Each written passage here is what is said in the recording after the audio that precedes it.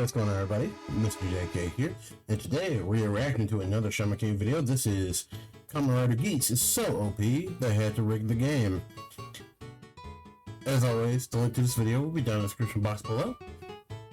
Without further ado, let's get into the video in 3, 2, 1.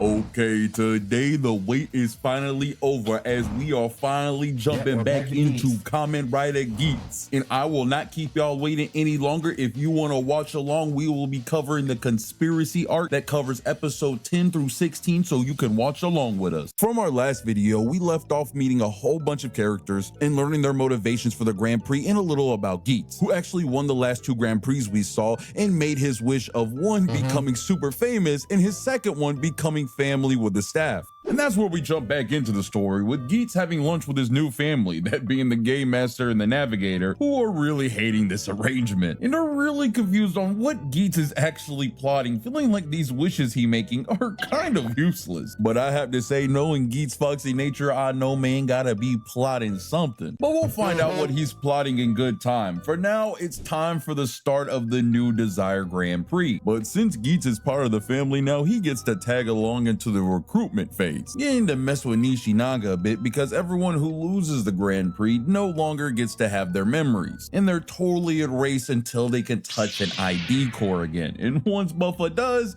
he remembers how much he hates Geats. So we get our boy Buffa back, but weird thing enough that they don't bring back Neon and Kiwa, who are seemingly a lot different from when we last met them, feeling more content with the situation that both of them really did not enjoy in the first place. But that will make sense a little later. So for now, we get a whole bunch of new contestants jump in. And of course, the returning ones like Geats, Buffa, and Punch Jack, the guy that was completely mute and didn't say anything earlier. Yeah, he's back and he's a lot more lively and a big chatterbox. And once the new Grand Prix starts, we learn very quick what the main purpose of this one is trying to get Geats the heck up out of here as he just keeps on winning. And whatever he had wrote down on his desire card this time really has the staff pissed. And I'll just tell you now, we won't learn what it was until the very end of this arc and the end of this video. But hey, if you ever wanted to be in your own Desire Grand Prix, check out today's video sponsor, Polybuzz, as they're an AI chatbot playground where you can chat, talk, flirt, and get into story scenarios with some of your favorite characters from anime, comics, and original OCs, with over 20 million characters to choose from. Some even come with full scenarios baked in, like the one made for this video, where you can participate in the Desire Grand Prix yourself as your own Kamen Rider. But hey, if you want to make your own story or just chat with your favorite characters, use my promo code KING88 that you could type into the search bar up top to get premium bonus perks. Link is in the description down below. Big thanks to Polybuzz for sponsoring the video. Now let's get back to the actual Desire Grand Prix. But bro, they instantly put Geats with Punch Jack, and Punch Jack wasn't even trying to hide that they was trying to sabotage him. Boy stood with him and then jipped out and let him do the round by himself. And of course, my boy Geats still won. And whatever plan they had must have really backfired, because Geats is still here, but they have lost over half of the contestants just on round 1. Bro, it is not going to be much of a tournament with 5 people, so they done had to allow Neon to come back in mid-competition. But hey, as a connoisseur of a woman in a cat suit, I ain't complaining. You know your boy got a type. But I do gotta say, now that Neon's back and she has her matching chest plate, bro, I love her powers because it legit turns her into a bard, able to CC opponents while also buffing. It fucking turns her into a goddamn bard.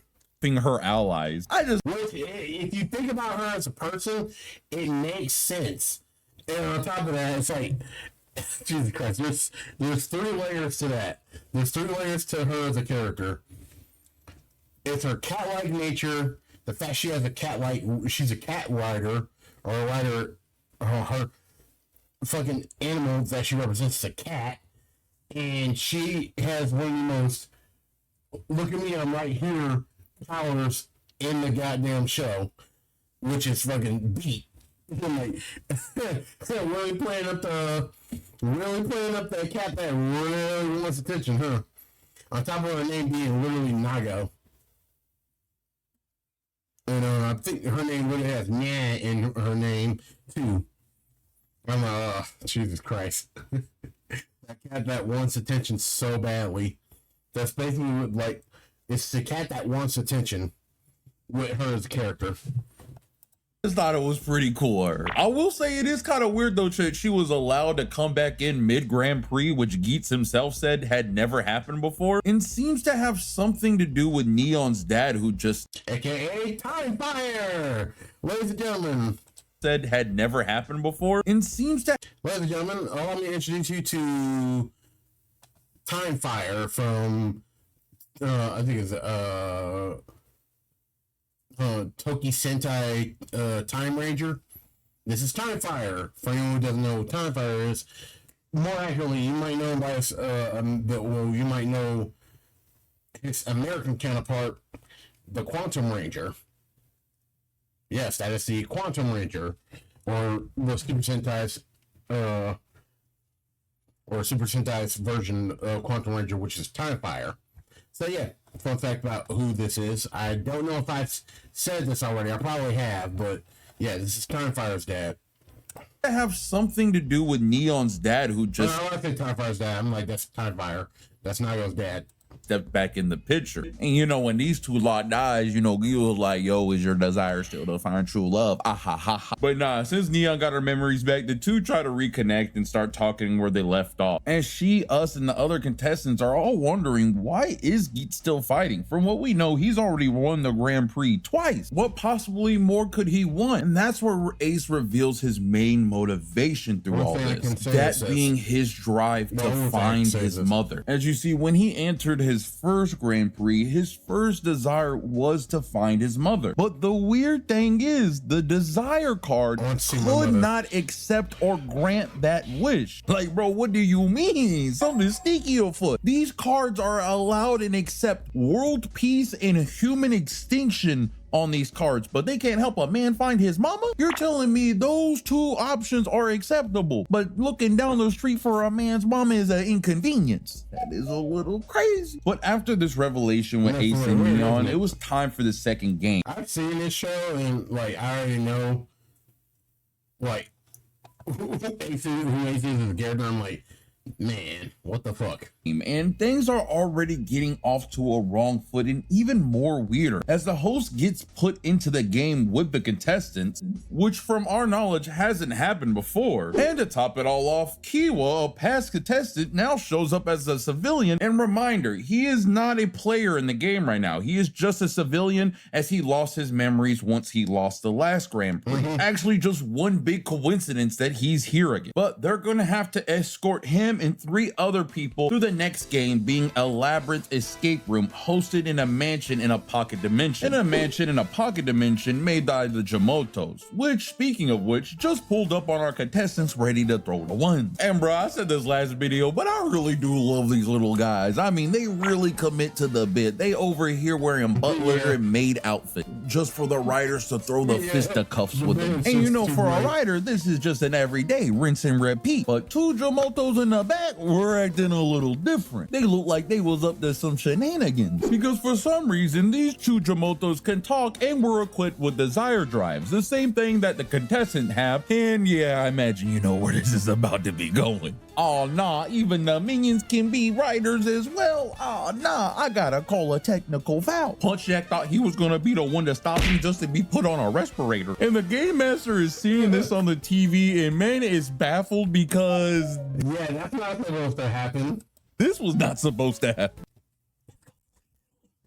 This was not part of the script. This was not part of the plan. He had to call up the writers because boys are in actual danger right now. Man had to drop down emergency gold care packages for our writers, being like, yo, you need to pick this up ASAP if you want to see tomorrow. And after he let the writers know that was going on, he had to call the higher ups because man was confused on what was going on here. Just for him to get hit with a dial tone because the man he was trying to call was too worried building and growing Jamoto. Ugh, I kind of take back everything I said about these little guys. These things look disgusting. Oh, and don't worry, Kamen Rider loves repeatedly showing you visuals of ugly babies. So we'll see this about 10 more times, but we'll have to catch up with Heisenberg later. You don't know how true that is. As right now, we are still... Just call him Heisenberg.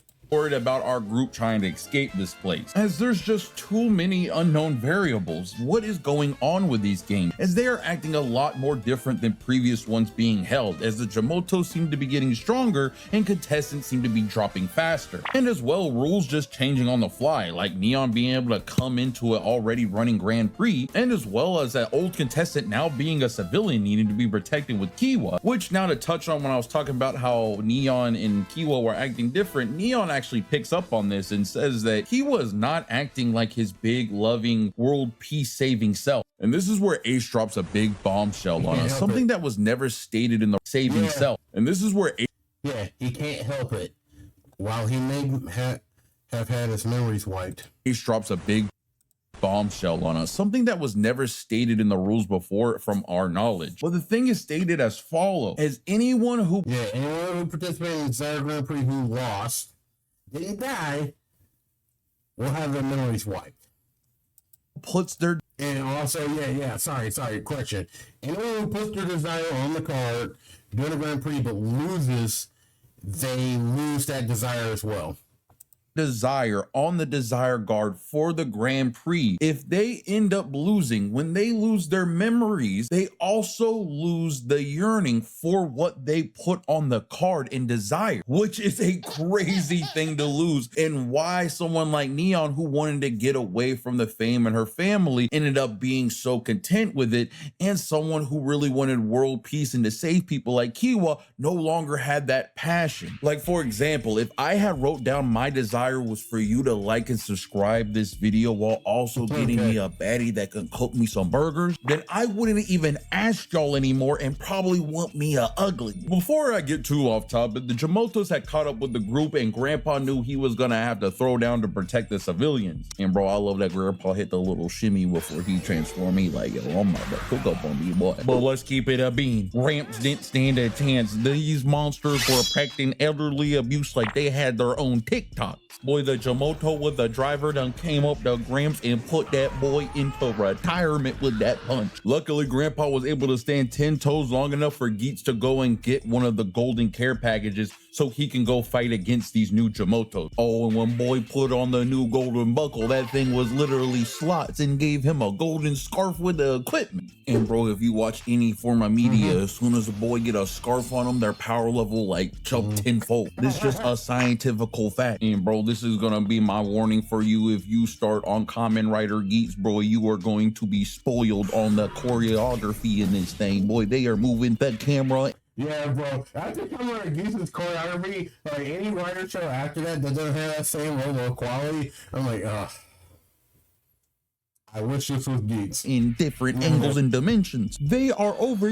And I believe Gab also has this level of quality with their fights. Here freeze framing the indent and sparks on this man's chest. Bro, Geats and the Jamoto Rider come in with a simultaneous punch and knock every minion out the vicinity. Oh, and man was not done farming the ish just yet, as boy called up his dog to turn into a bike by cleaning up the rest of the minions by finishing them with a Tokyo drift. And after finishing them off, slams his bike straight into the Jamoto Rider. 10 out of 10, this boy know what he is doing. But even though Geats really just sauced these boys up like that, another Jamoto comes in and takes the Desire Driver and starts going back in, literally sending them back to square one. Now they need to call that Grandpa Gardner up again and know what he is putting in the soil. Because if this keeps going on, it is stated that no one might win this Grand Prix and they're gonna have to start all over again. Because there is no reason that these Jamotos should be final boss level only in the second game. Because they only have 5 riders left and Grandpa is not about to make it much further. Luckily, Kiwa, after seeing everyone trying their best, starts to get motivated to help out once again, and even goes up to Geats asking if he can help, and Geats lets him touch his ID core so he could get his memory and his desire back. And once he did that, he immediately called up the Game Master and said, "Hey, put me in the game, coach." And the Grandmaster knew that there really wasn't no option, so he done shot that thing that game, coach. And the Grandmaster knew that. He called up the Game Master, please let me answer. Game Master and said, "Hey, put me in the game, coach." And the Grandmaster, they're hunting that. This is more than it seems. Knew that there really wasn't no option, so he done shot that thing. Transmitting Tycoon's ID core. that down, and he even made sure my boy had the top piece armor set with him, and my boy Kiwa was over here cooking. And bro, Kiwa and Geats were moving like they were kingsmen in this church. The Jamoto rider comes in, see if they can help out, and boy, they done hit that thing with the wombo combo, straight uppercut into the air, while Geats pulls some Devil May Cry-ish and starts juggling chicken the air with the pistol shots, while Kiwa is using his ninja all at the same damn time. God, I love this show. But after handling that, Geats does find out that the staff are making a malicious plan to cheat and purposely try to get him eliminated, which is a big no-no. But the other riders end up finding the rest of the care packages containing the gold driver, which, like I said before, work like slot machines and make a certain part of their clothing gold. And while they fight, I wanted to bring this up because this is going to be one of the few times we actually get to see our characters in their full armor sets, which look pretty clean. I mean, we'll see it more, but they switch out a lot of pieces, so it's very rare that you get to see all of them all in their armor set like that, so take it all.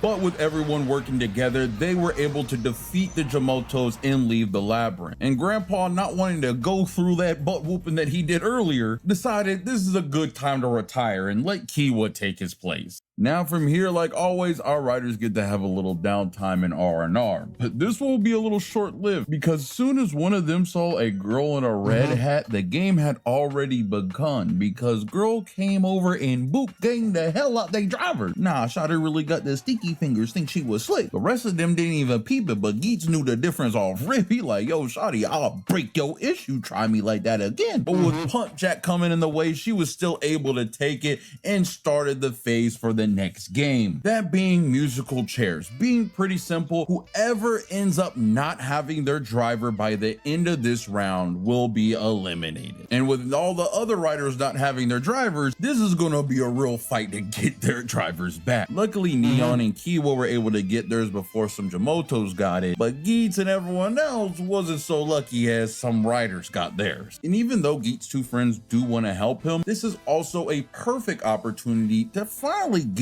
Geats eliminated, which the staff and everyone else notices. Luckily, some of the other people who were watching this, known as sponsors and production, thought this was pretty unfair and sent Geats down a care package to help him out, which if you ever watch Hunger Games, it's something kind of like that. But boy, whatever boy sent him down even had the Grand Master shook up because boy was sweating. He was like, yo, that wasn't even implemented. How'd he get that? Oh no, Geats got that experimental where dude, no things about to get crazy. Only thing is, my boy still don't got a driver to use it. So he had to go up to Kiwa like, hey man, you know I tricked you. I kind of foxed you a couple times, did you kind of dirty. But hey, can you trust me, my bro? Give me like 5 minutes. And Kiwa just being too dang nice, obliges boy, and allows him to show out with this new driver, known as the twin buckle. And this transformation in particular isn't a chest piece or a leg piece. It's actually a headpiece with a sword. And the sword is the other half of the buckle that Geats got to charge up by whooping some butt and plugging them in together. And after Geats just straight works these fools, I mean, just look.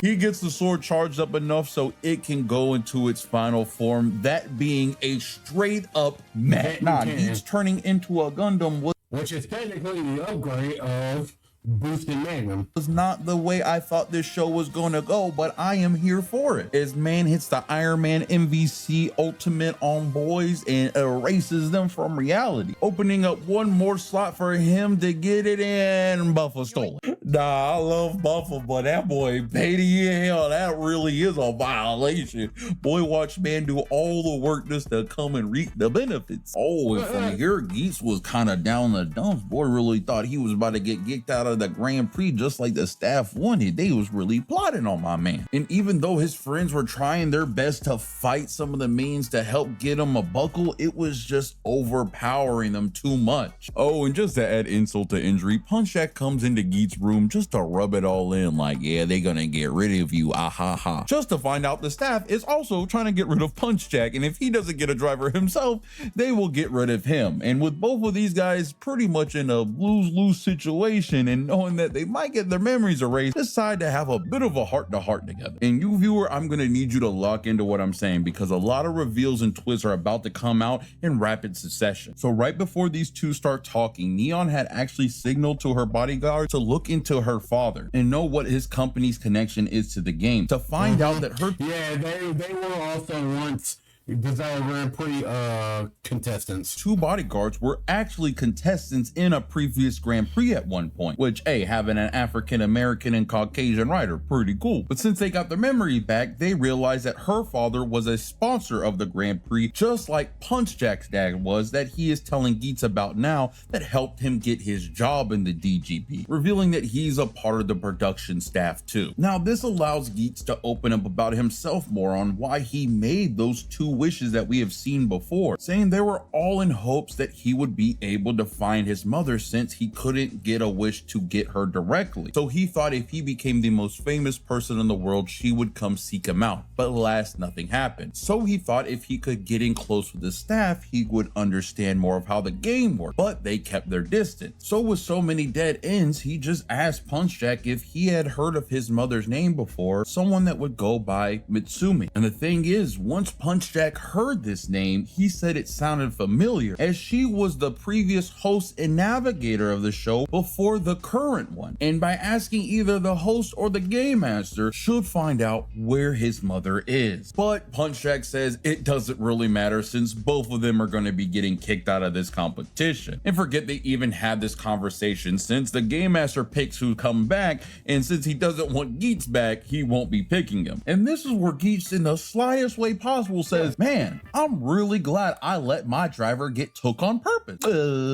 What the? Oh no, you heard this, man. Right boy was playing 5-dimensional Yu-Gi-Oh with man boy, playing for all of this just to get this man to spill the deets. Nah, I'm really loving Geats. I ain't gonna lie to you, this boy slide like a fox for real. Nah, I know my boy Punch Jack was waiting for Ashton Kutcher around the corner. Boy got punked in 4K. Oh, and the game master seeing this was absolutely pissed. He had to come down himself to shut boy the up, which I'm thinking like, what, he gonna foul them out or something? He gonna kick them out the game? No, bro decided that he was a writer himself.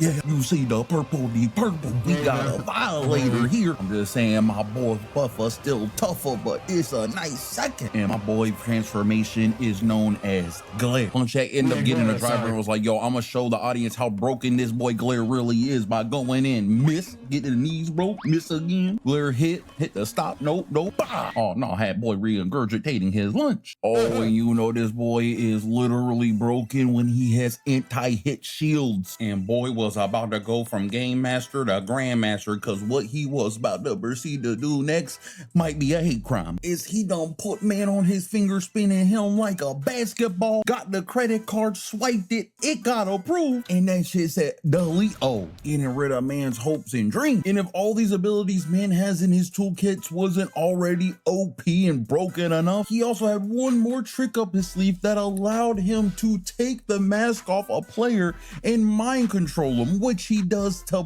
Punch Jack, to have him attack Ace, which then has the timer running out, and for the first time ever, kicking Ace out of the competition. And wow, I was not expecting them to spice things up like that by actually getting rid of our boy and kicking him out of the Grand Prix. And by having them do it by having the game master himself step in and help getting him eliminated, which was totally against the rules, had me and a lot of other people pissed, but definitely really threw a wrench into things and spiced the series up, kind of letting you know anything can happen in these games. I'm telling you, this was so unexpected. The gardener that's been cooking up the Jamotos had to call down to the game master like, yo buddy, you sure you want to kick out Geats? I'm telling you right now, I've been cooking up something devious. You gonna need all hands on deck to handle this final boss. I'm just saying. And boy was not lying, because as we follow Geats as he has lost his memories, he runs into the trio fighting against the final boss, and even Buffer got packed up. Buffer had to admit himself like, all right, bro, you really is the best. You could have my ID card. Go ahead, try it yourself, big fella. Mission